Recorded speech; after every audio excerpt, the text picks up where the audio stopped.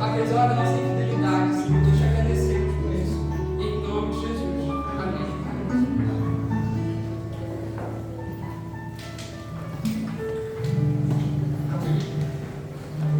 Bom dia, queridos. Para mim é uma alegria estar aqui. Para mim é uma honra poder servir a essa igreja. Muito obrigado, Rebeca, Douglas, pelo convite. Fico muito, muito feliz. E eu gostaria de compartilhar com vocês um pouquinho daquilo que o Senhor tem colocado no meu coração. Queria convidar você a abrir em primeiro livro dos Reis, capítulo 19, dos versículos 1 ao 10. Eu sei que semana passada o reverendo Arildo trouxe, ele trouxe exatamente esse texto, mas hoje é com uma abordagem diferente. Podemos ler? Amém? A versão que eu estou usando é a NA. Versículo 1. Acabe contou a Jezabel tudo o que Elias havia feito e como havia matado todos os profetas à espada. Então Jezabel mandou um mensageiro a Elias para dizer-lhe: que os deuses me castiguem se amanhã, a estas horas, eu não tiver feito com a sua vida o mesmo que você fez com a vida de cada um deles. Elias ficou com medo, levantou-se e, para salvar a vida, se foi e chegou a Berseba, que pertence a Judá. E ali deixou o seu servo. Ele mesmo, porém, foi para o deserto, caminhando um dia inteiro. Por fim, sentou-se debaixo de um zimbro, sentiu vontade de morrer e orou: basta, Senhor, tira a minha vida, porque eu não sou melhor do que os meus pais. Deitou-se e dormiu debaixo de um zimbro. E eis que um anjo tocou nele e lhe disse: levante-se e coma. Elias olhou e viu perto da sua cabeça um pão assado sobre as pedras em brasa e um jarro de água. Comeu, bebeu e tornou a dormir. O anjo do Senhor voltou, tocou nele e lhe disse: levante-se e coma, porque a viagem será longa.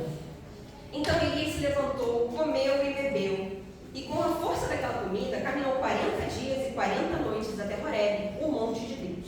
Ali entrou numa caverna, onde passou a noite, e eis que a palavra do Senhor veio a ele e lhe disse: o que está fazendo aqui, Elias? E ele respondeu: tenho sido muito zeloso pelo Senhor, Deus dos exércitos, porque os filhos de Israel deixaram a tua aliança, derrubaram os teus altares e mataram os teus profetas à espada. Só fiquei eu, e eles estão querendo tirar-me a vida. Amém. Glória a Deus pela sua palavra.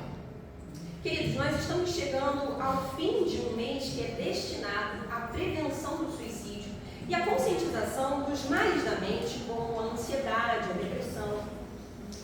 E é fato que nos últimos anos nós vimos a ascensão dramática do sofrimento mental. Quantas pessoas nós conhecemos que sofrem de algum mal da mente? Pós-pandemia, inclusive, estima-se que houve um aumento de 25% nos casos ao redor do mundo. Então, se nós pegamos a população mundial com um aumento de 25%, gente, é muito grande a quantidade de gente que hoje sofre com ansiedade, com depressão e tantos outros males que afetam a nossa mente.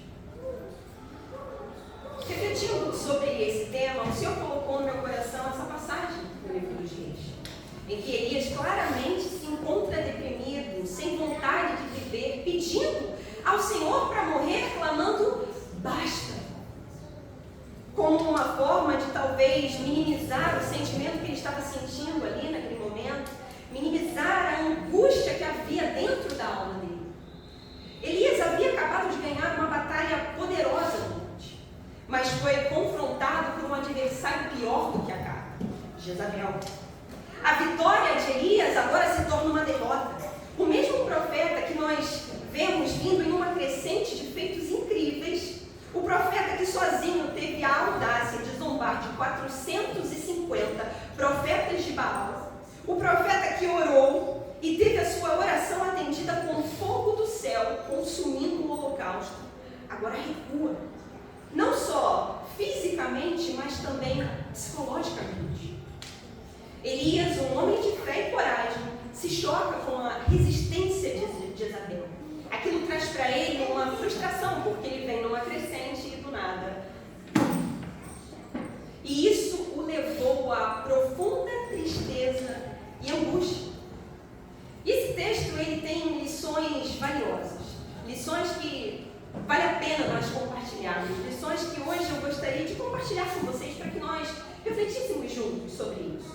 E a primeira lição que eu aprendi com esse texto é que grandes experiências com o Senhor não nos imunizam de momentos de dificuldade.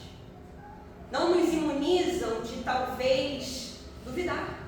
Não nos imunizam de cair numa depressão, de sofrer com ansiedade. E a ansiedade aqui que eu vou falar, queridos, é a ansiedade como transtorno psicológico. Não apenas um anseio, uma expectativa, um nervosismo do que vai ocorrer, mas a ansiedade como um transtorno. Quantos aqui já devem ter passado por lutas na mente? Ou por momentos de desânimo em que questionamos o Senhor?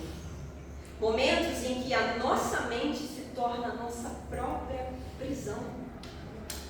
Nós perdemos o controle da nossa respiração, nós perdemos o controle dos nossos pensamentos e nós somos lançados em um vazio que nos sufoca e nos aprisiona.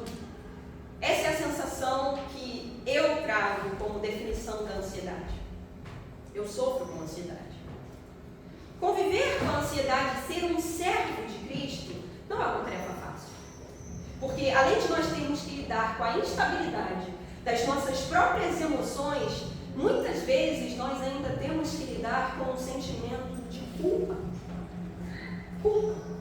Culpa de nós nos questionarmos: por que uma crise logo hoje?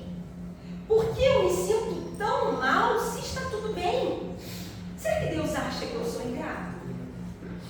É a culpa que a ansiedade ela traz para aquele que serve a Cristo. Muitos atrelam os transtornos psicológicos como ansiedade e depressão à falta de fé, à falta de relacionamento com Deus, diagnosticando às vezes de forma rasa o que muitas vezes é extremamente complexo. De fato, a falta de fé é um pecado. E é um pecado que nos leva a esse lugar de medo e desespero que nós vemos em Elias. Este episódio que ocorreu com Elias revela exatamente isso. Ele era um homem que confiava na palavra de Deus para realizar milagres. Ele ia de um lugar para o outro apenas em resposta às ordens de Deus, mas acabou se esquecendo de tudo aquilo e agindo por instinto, movido pelo medo, pela frustração, pela angústia. E aí ele faz o quê? Ele vai para uma viagem que o Senhor não havia mandado ir. E isso, por quê, queridos? Por que isso ocorre? Por que um homem de fé, um homem de coragem, um homem que ouve a voz de Deus e se movimenta em direção à vontade de Deus, por que esse homem, por que isso acontece? E esse relato de Elias, ele me faz pensar na nossa vida. Me faz pensar nos servos de Cristo hoje, no ano de 2022. Elias viveu tudo o que viveu e ainda assim teve medo. Ainda assim se viu refém das suas próprias emoções. Então, nós podemos refletir o seguinte: nós não devemos nos sentir culpados. Não deve, o nosso pensamento, o nosso sentimento, ele não deve se limitar aí. Porque diante desses problemas que são causados por transtornos psicológicos, vai além daquilo que a gente pode controlar. O nosso subconsciente ele é muito grande. Mas o que nós devemos e podemos fazer é entender a raiz desse mal, dessa falta de fé. Reconhecer a nossa fraqueza e pedir que o Senhor trabalhe em nossas vidas através dessas fraquezas. A resposta do porquê sofremos está lá em Gênesis. Somos enfermos em um mundo doente. Doenças, pragas, deficiências de todos os tipos, transtornos psicológicos, todos são consequência da queda e do ato de desobediência do homem. Deus não nos coloca esses sofrimentos, mas eles são consequência desse mundo caído e enfermo. E enquanto nós estivermos aqui, queridos, nós estamos suscetíveis a essas questões, não tem jeito. A gente vai ter que aprender a lidar. Mas algo que traz refrigério ao nosso coração e que deve permear na nossa alma é que o domínio das nossas vidas não pertence aos nossos pensamentos ou às nossas emoções. Sejam eles qual for, o domínio da minha e da sua vida está sob a soberana mão de Deus. Amém. E por isso mesmo, nesses momentos tempestuosos das nossas vidas, nós precisamos nos lembrar que nós temos um dono e que o nosso barco, de forma forma nenhuma está vazio, mesmo que nós estejamos em meio a uma tempestade. Amém. Glória a Deus. Amém. O que nós precisamos entender verdadeiramente é aprender a sobreviver às tempestades da alma. É algo que se aprende. Durante a nossa caminhada, quantas coisas nós aprendemos? Nós aprendemos a palavra de Deus, nós aprendemos coisas além da palavra, coisas da liturgia da igreja, coisas simples. Nós aprendemos a andar, nós aprendemos a comer. Crianças pequenas nós temos que ensinar até a dormir, porque eles querem lutar o tempo todo porque não querem dormir. E quando nós nos vemos diante de uma tempestade da nossa alma, diante de uma crise de ansiedade, diante de um momento de humor deprimido, de uma depressão profunda, ou de qualquer outro tipo de tempestade que se levanta, tudo que a gente quer é fazer como Elias, a gente quer sumir. E quer correr para longe dos nossos próprios problemas como se eles fossem algo que a gente pode tocar. Numa tentativa de salvarmos a nossa própria vida. É isso que nós queremos. Nosso primeiro pensamento por instinto é correr. Eu preciso correr. Eu preciso salvar a minha própria vida. Eu preciso resolver tudo. Quando nós estamos sofrendo, tudo o que nós queremos é nos livrar desse sofrimento. E a ansiedade, como transtorno psicológico, ela nos sufoca. Ela nos tira o prazer de viver e, por muitas vezes, ela vem como uma tempestade de verão. O dia pode estar ensolarado, está tudo bem, mas em algum momento, quando você não espera, o vento começa a soprar e quando você vê, já era, chegou a crise. Entrou no fluxo de pensamento e daí você já não consegue mais controlar. Eu, em 2021, por conta de uma sucessão de acontecimentos, eu já vinha com ansiedade há muitos anos, mas eu fui descobrir que era ansiedade depois que eu fui para a terapia. Mas em 2021, diante de tudo que estava acontecendo, tantas coisas que estavam acontecendo, inclusive na minha vida, eu comecei a ficar tonta. Sabe, labirintite? Quando você... Eu tive a sensação de barco durante 1 ano e 3 meses, de forma intermitente. Acordei, eu estou tonta. Levantei, eu estou tonta. Não era algo que me limitava, não deixava de trabalhar, nada disso, porque era uma sensação de barco. Mas dependendo do meu sentimento, a minha cabeça girava. E eu não conseguia. E foi numa época em que eu estava muito bem espiritualmente, foi numa época que eu estava muito bem na minha vida devocional, foi numa época que eu estava muito bem na minha vida com Deus. E veio, não veio? E durante muito tempo isso ficou na minha cabeça e eu lembro que eu pedia muito para Deus me curar. Muito. Eu falava, Senhor, eu botava a mão assim na minha cabeça, Senhor, me cura. Me cura, me cura, me cura, me cura. E conforme a coisa não acontecia, eu comecei a orar certo. Eu falei, Senhor, se o Senhor não vai me curar, me ensina a não parar por causa disso. Me ensina a não prejudicar os meus estudos por causa disso. Me ensina a não prejudicar o meu devocional por causa disso. E no final de 2021 nós fizemos um Campo Ágil. E eu estive lá no Betel e eu fiquei apaixonada por aquele lugar. Eu falei, eu quero fazer seminário. E eu senti que Deus estava nos impulsionando para aquele lugar. Mas na minha cabeça vinha o quê? O medo. O medo de não dar conta. Essa tontura não vai me deixar estudar, eu sou uma péssima aluna. Como é que eu vou fazer? Eu tenho uma baixa, eu esqueço a palavra, resistência à frustração. Isso faz parte do ansioso. Ele se frustra com uma coisa, aí ele começa a procrastinar. E sabe, orando e conversando com pessoas que me auxiliam, como a pastora Ednei, como a Miceia, gente, eu entendi que se Deus está me impulsionando para aquele lugar, Ele vai suprir todas as coisas. Amém. Inclusive na tonteira, inclusive na ansiedade. Eu tive crise de ansiedade dentro do Betel. E não foi, não, eu só senti o meu coração palpitando, fui parar no cardiologista para saber se eu estava com algum problema. Eu não estava em estresse. Estresse e ansiedade. E queridos, de fato, se nós pudéssemos escolher, quem aqui escolheria ter ansiedade e depressão? Quem aqui escolheria sentir esse tipo de coisa? Quem aqui escolheria passar por coisas que às vezes nós realmente não escolhemos? Traumas familiares, por exemplo. Pais e mães disfuncionais, famílias disfuncionais. Nós pedimos para elas nascer? Não pedimos. Mas vivemos a consequência disso. Nós, se pudéssemos escolher, escolheríamos viver uma vida calma e tranquila, isso é fato.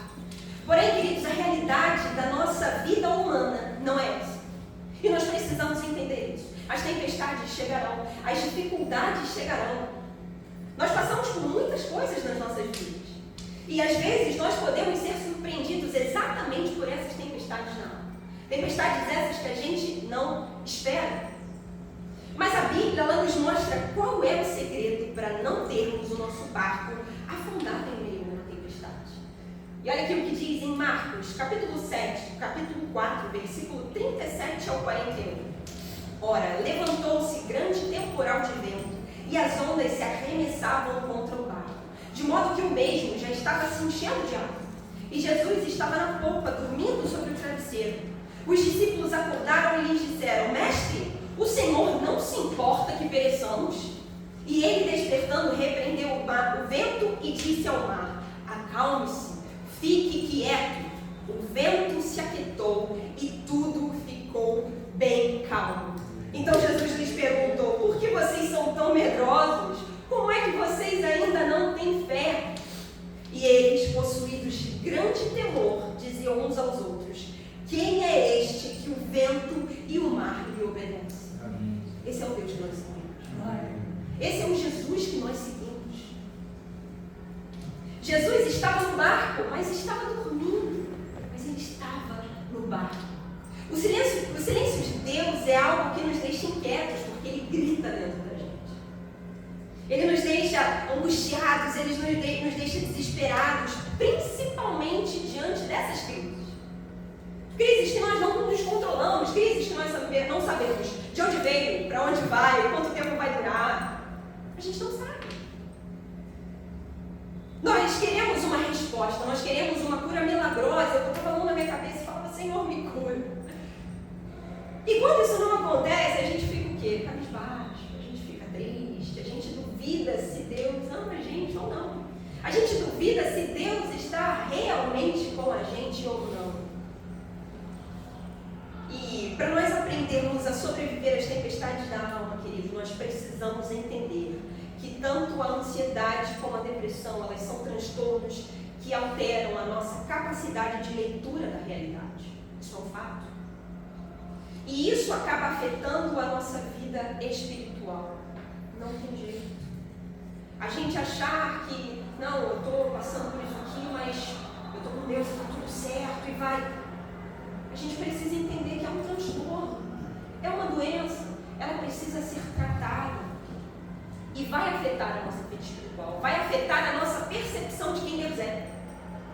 Quantas pessoas têm dificuldade com relação ao Deus Pai, a paternidade de Deus, porque tem dificuldade com os seus pais terrenos?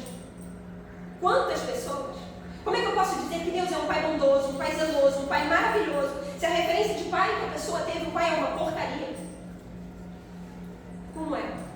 Então nós precisamos entender que as nossas condições mentais podem sim afetar a nossa vida espiritual.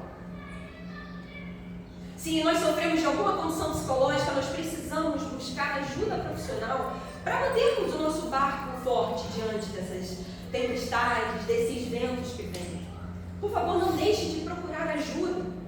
Não deixe de conversar com alguém, procurar ajuda profissional se você tem algum problema com essa questão. Deus, em sua infinita graça, Ele tem dado sabedoria e capacidade aos profissionais da área da saúde mental. E muito hoje se estuda, muita coisa se resolve. Mas, queridos, a certeza que nós precisamos ter no nosso coração é que quem impede o nosso barco de afundar não é o psicólogo, não é a terapia, não são os remédios, mas a presença de Jesus em nossas vidas. Que mesmo em silêncio, Ele continua nos guardando e nos sustentando. Jesus estava dormindo, mas Jesus estava no barco. E ter Jesus na nossa vida faz toda a diferença. Mesmo diante de tempestades assustadoras, de ventos fortes, de um mar revolto à nossa frente, nós podemos confiar, mesmo que a gente não esteja vendo nada. Porque aquele a quem o vento e o mar obedecem está no nosso barco. Amém. Se nós somos servos de Cristo, Jesus está no nosso barco. Amém. Sua mente vai dizer para você: não, talvez ele não esteja. A situação vai dizer assim: bom, acho que a coisa não está muito legal. Pessoas dizem talvez digam, talvez você não está agradando muito a Deus, não. Mas, querido, Deus está no seu barco. Se nós somos servos de Cristo, Jesus está no nosso barco. Nós somos imperfeitos, isso é um fato. Nós somos cheios de falhas. Nós somos pecadores miseráveis. Mas nós somos muito mais do que isso. Sabe o que nós somos, querido? Nós somos filhos amados de Deus, mesmo com as nossas disfunções. E Elias, movido pelo seu instinto, refém das suas emoções, pede para morrer. E o que ele recebe de Deus? Alimento e consolo. E assim Deus também faz com a gente. Ele compreende as nossas falhas, Ele sabe das nossas lutas internas e Ele nos acolhe como filhos. Querido, quem tem filho aqui sabe, se o filho cai, se acontece alguma coisa, você avisou 300 vezes para ele não subir. Aí ele cai, você vai virar as costas e vai dizer, bem feito. Pai, não, você vai falar, vem cá, meu filho, deixa eu te acolher. Deus faz isso com a gente. É esse acolhimento que a gente recebe de Deus. Mesmo quando a gente tem problema de confiança, porque a ansiedade traz isso. Mesmo quando a gente duvida, mesmo quando a nossa vida a gente olha e fica, ó céus, ó vida, porque a gente tem um transtorno psicológico. Deus nos acolhe, porque Ele sabe das nossas disfunções. Nada em nós passa despercebido ou está oculto para Deus. Nós precisamos entender isso. Olha o que diz aqui em Salmo de número 139, verso 6. Os teus olhos viram a minha substância ainda informe. No teu livro foram escritos todos os meus dias, cada um deles escrito e determinado, quando nenhum deles ainda existia. Nossa disfuncionalidade não pegou Deus de surpresa, querido. Sabe, eu sou cheia de problemas, vocês devem ter os seus problemas também, as suas questões, os seus traumas, mas Deus não foi pego de surpresa. Ih, a Camila ficou tonta. Ih, a Camila tem ansiedade. Não, Ele sabia de tudo. E Deus é tão bom, querido, que eu encontrei a minha psicóloga numa conferência. Eu olhei para ela e falei, eu vou me tratar com ela. No momento que eu estava procurando. Olha como Deus envia a provisão. Porque não existe coincidência, existe o cuidado de Deus. Amém. Existe a mão de Deus direcionando a nossa vida. Existe a mão de Deus enviando anjos que às vezes são os nossos amigos que falam assim, ó, você procura um tratamento, procura ajuda profissional. Ou, levanta, estou achando você muito cabisbaixo. Deus envia a provisão. Nossa disfuncionalidade não pegou Deus de surpresa. E ser cristão e ansioso é saber que Deus trabalha em nossos corações através da nossa fragilidade. A nossa fragilidade não impede o agir de Deus. Ela é material bruto para Deus trabalhar. Mas é uma luta constante, querido, porque a gente vive questionamentos do tipo, como renunciar ao controle? Como confiar em Deus? Confiança é um problema sério de toda ansiedade. Porque a gente precisa ter a falsa sensação de que a gente está no controle de alguma coisa que a gente quer se adiantar ao problema. A ansiedade como transtorno psicológico e a ansiedade como ansiedade de uma expectativa, ela faz a mesma coisa. Você quer ter a sensação, você quer ter a certeza de que está tudo bem. Como viver na dependência de Deus? Como? Primeiro, a gente precisa admitir a nossa vulnerabilidade a esse pecado, a falta de fé. E nós precisamos reconhecer o quanto nós somos fracos, o quanto nós somos limitados, o quanto nós somos falhos, para a gente poder enxergar o quanto a gente depende de Deus para viver diariamente. A nossa dificuldade em confiar, ela vai diminuindo conforme nós vamos enxergando a grandeza do poder de Deus. Porque quanto mais eu conheço a palavra de Deus, mais eu consigo ver, como Elias, por exemplo, um homem que veio. Se Elias, que foi Elias, teve esse problema, recebeu o consolo de Deus, teve apoio, quem sou eu? O que eu quero é levar as minhas questões diante do Senhor. Porque nós somos fracos, queridos. Nós somos totalmente dependentes de Deus e a gente precisa largar essa falsa sensação de controle. Porque é melhor largar essa falsa sensação de controle do que viver uma vida de poderio ilusório. Porque a gente tem a falsa sensação, sabe, de que eu mando em alguma coisa, eu consigo fazer alguma coisa. E aí quando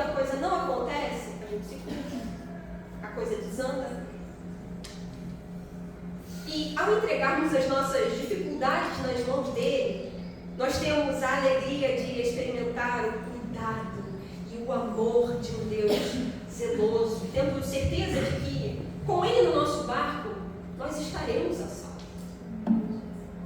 E a terceira lição, queridos, que eu aprendo com esse texto tão rico, eu poderia falar tantas coisas, tem tantas coisas que nós conseguimos aprender com uma passagem só, né? A Bíblia, ela é viva, ela é eficaz, ela é maravilhosa. A terceira lição que eu aprendo é que Deus supre, Deus cuida e Deus consome. Olha só, vamos voltar lá no versículo 4, que diz o seguinte: ele mesmo, porém, foi para o deserto, caminhando o dia inteiro. Por fim, sentou-se debaixo de um zimbro, sentiu vontade de morrer e orou: basta, Senhor, tira a minha vida, porque eu não sou melhor do que os meus pais. Deitou-se e dormiu debaixo de um zimbro.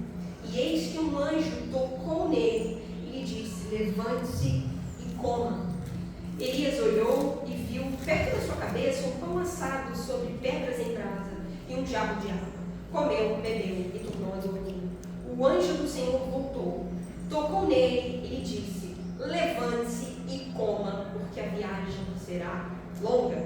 O que é interessante observar nessa passagem é que Elias pediu o alívio do seu desespero.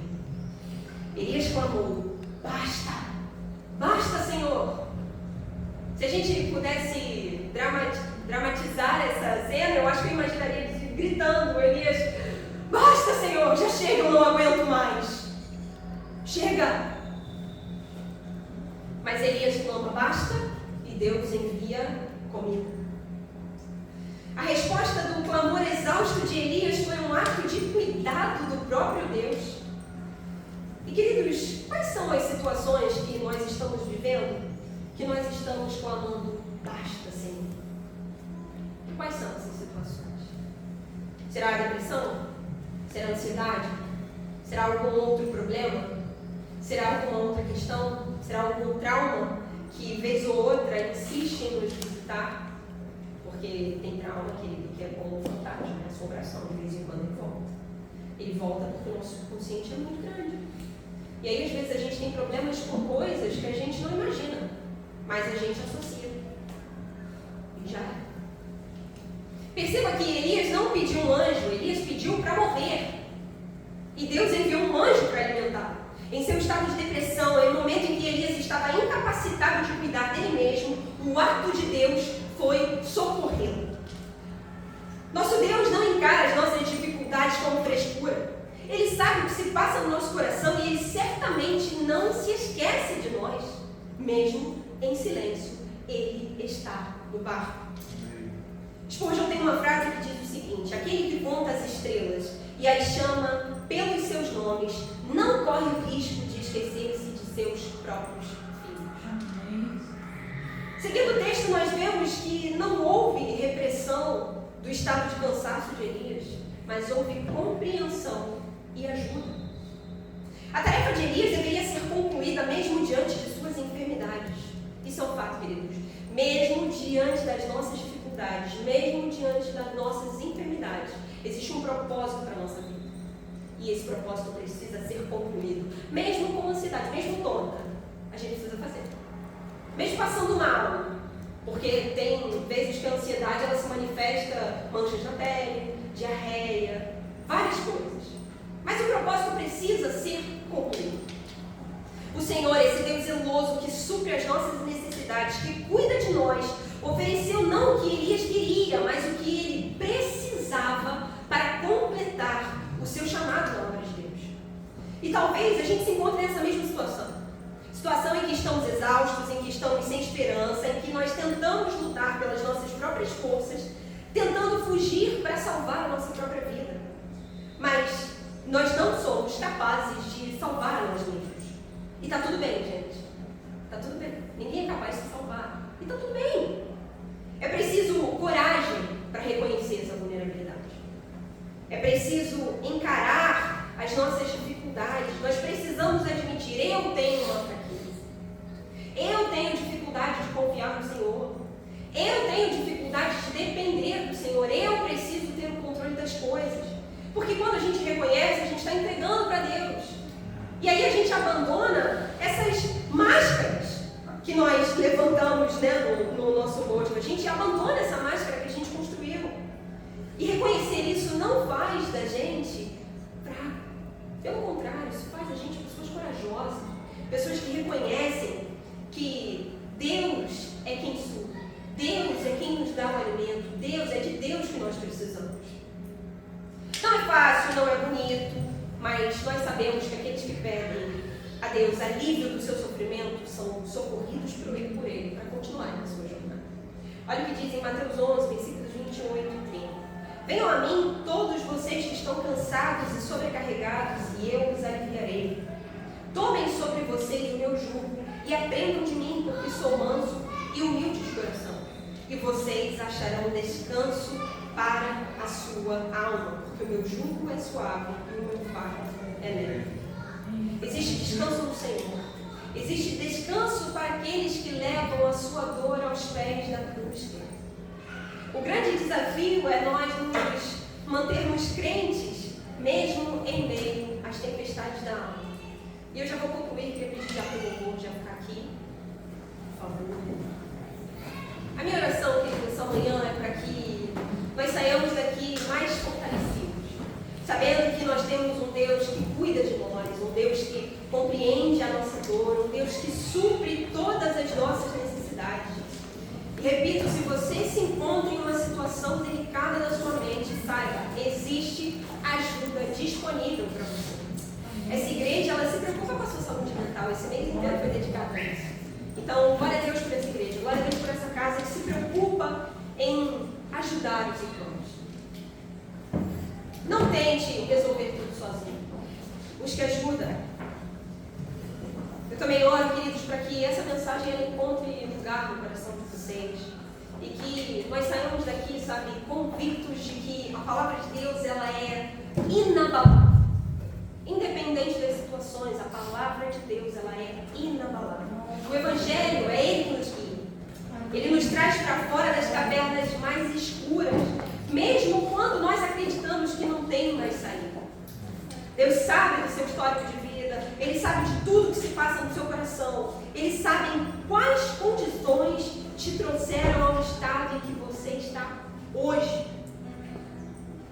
Então, confesse suas dores, chore, lamente, mas volte-se para o alto, volte-se para Deus. E como o anjo disse a Elias, levante-se e coma, porque a viagem será longa. Seguimos aguardando o Mestre. Amém. Mesmo em meio às tempestades da alma. Seguimos aguardando o Mestre. Ou ele voltar, ou ele nos chamar. Que Deus abençoe a vida de vocês.